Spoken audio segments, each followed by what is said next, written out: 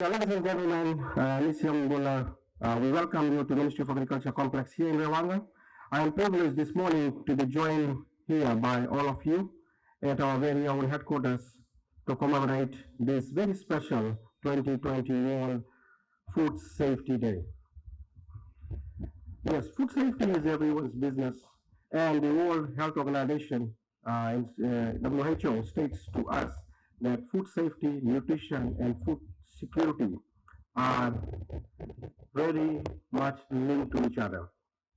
A lack of safe food creates vicious cycle of disease and malnutrition, which overburdens public health services, disrupts social and economic progress, and distracts us from quality of life.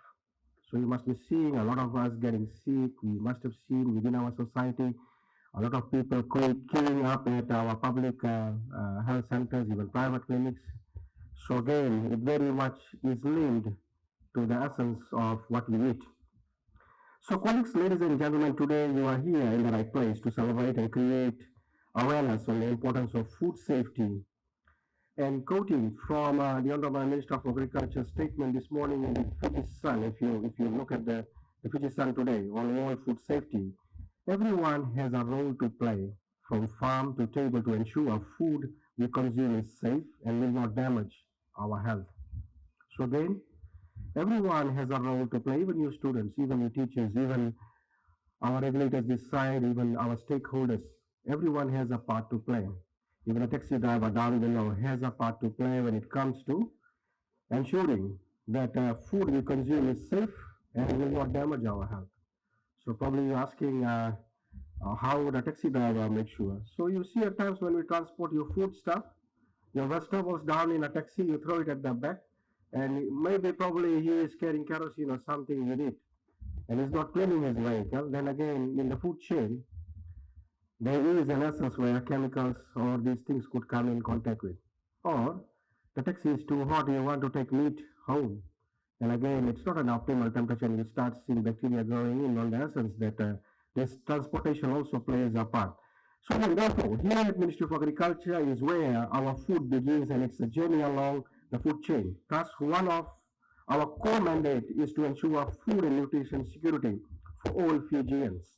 So this morning, we are proud to host here at our headquarters and enlighten you together with our immediate stakeholders the crucial information that will ensure our collective effort for maintaining safety of our food. According to Ministry for Health and Medical Services, in recent decade, NCDs, non-communicable diseases, have become the biggest killer in Fiji, causing thousands of deaths every year, many of those deaths premature and affecting lives of many more. Around 80% of the deaths in Fiji are caused by NCD, and these numbers are growing. So if you see around 80% of the deaths, so you see around the world, we normally blame disasters, natural disasters, saying, hey guys, it's the cyclone that came in, that killed this many people. We always say that it is something that, for example, if there's an earthquake, tornado, or there is a tsunami, we're not aware on the essence that, it's coming. A lot of times it's unpredictable. Once it is there, we start knowing it. But if you see NCD is a life, if you look at it's kind of a life, how you live that life. So it's a lifestyle disease. So it's something that you knowingly know, you are knowing that it is there. What you eat, what goes through your mouth comes out of the system. So again, it is something that you can control. It is something that where you can change your way of living. As we are aware that one of the biggest causes of non-communicable diseases is unhealthy diets, and today we should remind us that together we can curb this trend only if we choose to do right things, as I said along. Previously, I mean, a lot of times we blame natural disasters for deaths, but now we know 80% of death in Fiji is again caused by NCD, and it is within our hands. Food safety refers to handling, preparing, and storing food in a way to best reduce the risk of individuals becoming sick from foodborne illness. Food safety is a global concern that covers a variety of different areas of our everyday life. The principles of food safety aim to prevent food from becoming contaminated and causing food poisoning. This is achieved through a variety of different avenues, some of which are properly cleaning and sanitizing all surfaces, equipments, and utensils, maintaining a high level of personal hygiene, especially hand washing, storing and chilling and heating food correctly with regards to temperature, environment, and equipment, implementing effective pest control, and the last one, again the list goes on, but probably I'm reading out the ones that we feel are important, comprehending food allergies, food poisoning, and food intolerance. So most of it, if you see, are again within our control. As such, regardless of regardless of you are handling the food, whether it's part of your job or cooking at home, so mothers, those who cook, or the parents that cook, or even the kids that cook, it is essential to always apply the proper food safety principles. There are a number of potential food hazards that exist in food handling environment, and many of which carry with them serious consequences. Therefore, colleagues, ladies, gentlemen, students, once again, food safety is everyone's business, and we should continue to ensure and pursue avenues that will ensure food safety, safety for food that we consume. Here at, here at Ministry, Food and Nutrition Security is the basis of our first strategic priority. Just for the students, we operate, if you see, there are strategic priorities being given and enshrined through our National Development Plan. And then from there, we develop our priorities based on the core objectives and outputs of the ministry. So one of our first strategic priorities of Ministry of Agriculture, and this is one of our key elements of the 5 pillars of our 5-year strategic development plan, is food and nutrition security. So again, through this priority, ministry ensures that we improve production and access to local, safe and nutritious food for communities. The other one we do is through this priority area, and this is one of the implementing activities we do, we increase adaptation of local food gardens by schools and demand for diverse and nutritious safe food. Increase production of resilient, safe, nutritious food in rural and urban communities. Strong multi-sector approach supported by a food and nutrition security policy, which is finally drafted and is in a final process for endorsement by the Cabinet.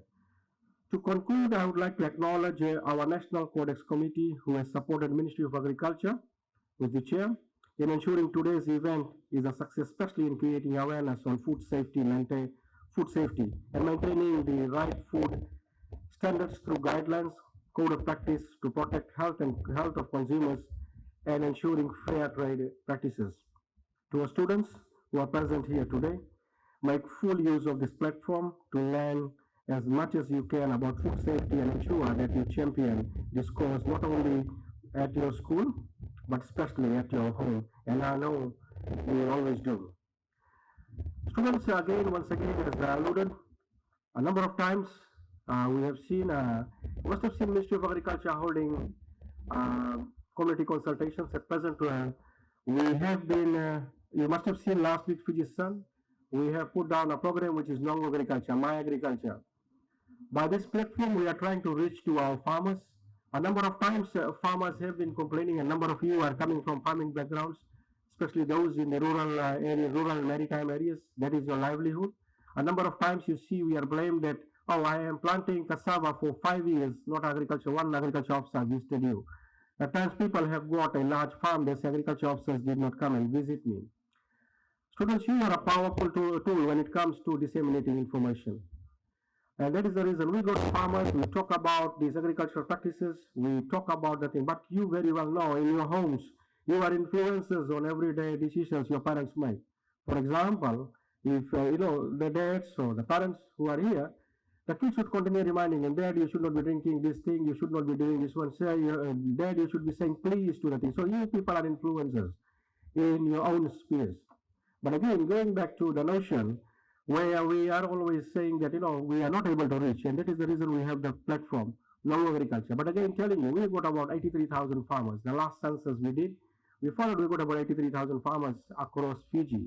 And if you look at the agricultural extension offices that we have, we only got a handful of it, about 480 extension officers. These are HNP, Animal Health and Production and Extension staff.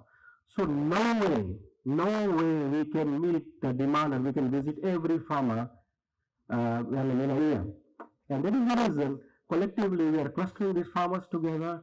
We're putting platforms like Now Agriculture. So today when you go home, tell your parents, we are putting farmers together in certain spheres, certain cluster groups, certain working groups, certain commodities they grow, like for example, kava or rice. Sharing with you this morning is also on the essence that we are using some of these platforms to reach out to farmers. So tell your parents, tell your grandparents if there is a possibility in terms of making sure they attend this long agriculture. We have also got a dedicated helpline. Ministry of Agriculture has got a dedicated helpline. We also have got a Facebook page. And please reach out to this Facebook pages. It's updated and new information is uploaded. Sometimes parents complain they don't have access to Facebook, they don't have access to media, but you as students do so. Make sure that you get the correct information. In this, if you have seen in this electronic age, in this online stage, if you see, we have a challenge in terms of monitoring what is being presented to the public. It is your responsibility to process that information, and it is your responsibility to make sure that you believe on credible sources. Because one of the challenges we have faced at times, there are a lot of keyboard warriors who sit in their own comfort and start putting up information that at times creates panic. And one of it is setting up fake accounts, setting so to students online information, access to information is good. The platform social media is good, but again, we have to be very responsible. We have to be very responsible. We have seen in number of cases, if you see number of information that goes out to the public, at times people start disseminating without checking the credibility of it. So once again, students, I don't want to bore you with the speech here this morning. We wish you all the best for the orators that are here. Again, we've got number of our stakeholders online as well. We welcome you to this session today. And to the students here, again, our message today, together we can guarantee safer food for better health for all Fijians. So with these few words, I wish you all a very enlightening and fruitful World Food Safety Day. Thank you. The joint of the jaws from the temporal to the mouth. And this we have to really be knowledgeable about the information and everything before we put things